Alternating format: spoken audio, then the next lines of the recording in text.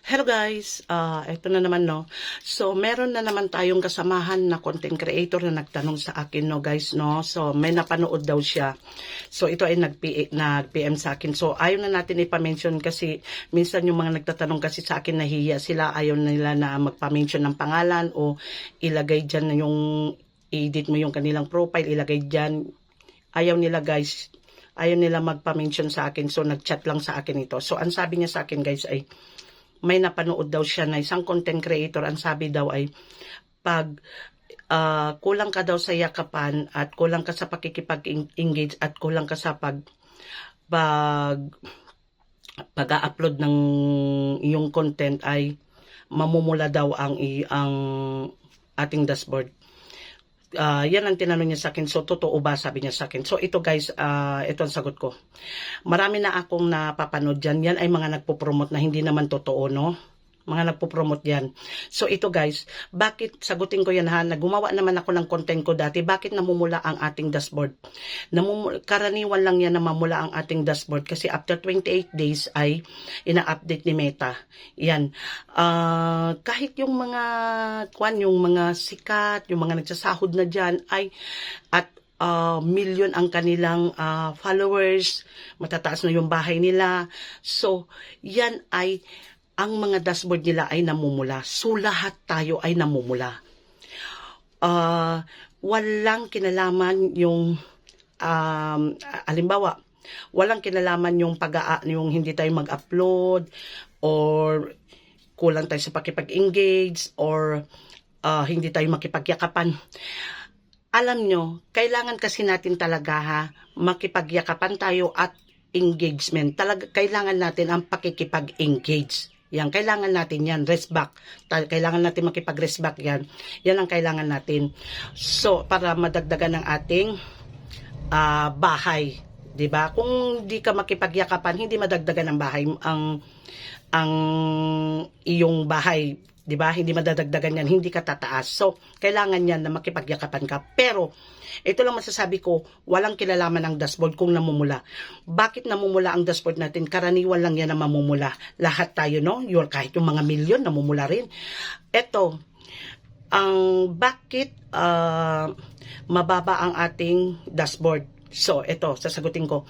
Bakit mababa ang dashboard natin? Naaapektuhan yan sa ating views sa ginagawang content. Pag halimbawa mababa ang views natin ang mga content na ginagawa natin, so yung previous natin sa dashboard mababa. So maaapektuhan. Pero kung lagi-lagi man na matataas ang views mo, na lahat na ginagawa mo na content, marami nanonood, so mataas ang views mo, so ito ay, ang iyong dashboard ay tataas. Yan ang may kinalaman.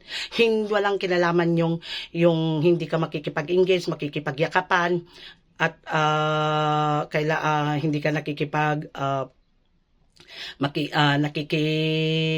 ang tawag nito, yung mag-upload ng always na content mo, maano ka talaga, madadown talaga yung dashboard mo kung hindi ka mag-upload. Kailangan talaga mag-upload ka ng content mo at kailangan mo talaga makipagyakapan para madagdagan ang iyong bahay, at kailangan mo rin makipag-engage.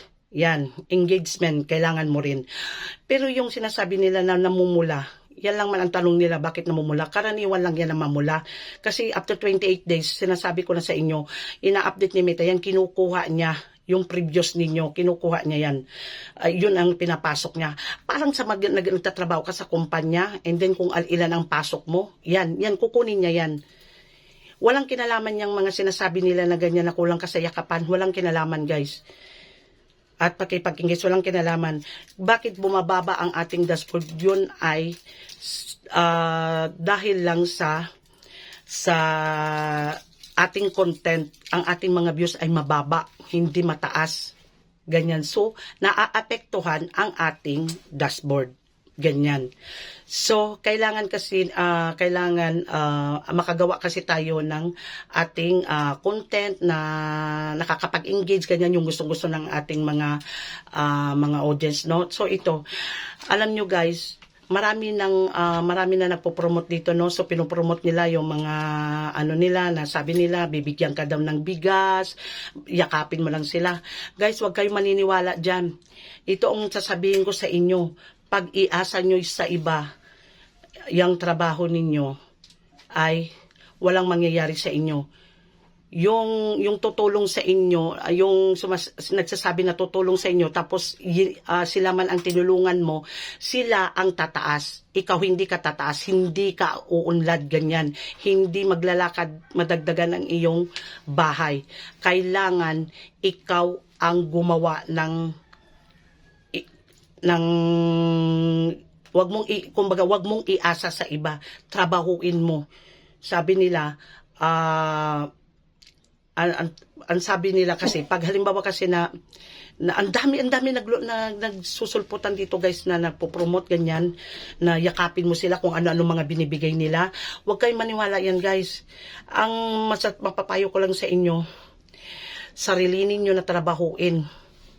Huwag kayong magmadali na trabahuin ang inyong ginagawa dito sa Facebook, kasi walang mangyayari. So, kayo ay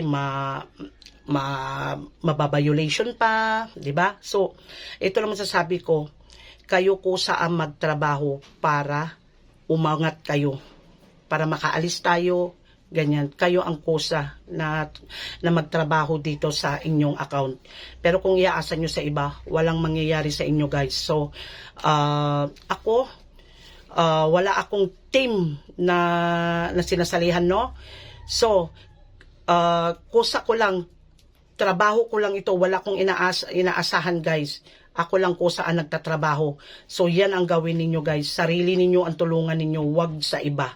Okay guys, maraming salamat. Huwag niyong kalimutan at mag-like at mag-comment sa aking video. I love you all.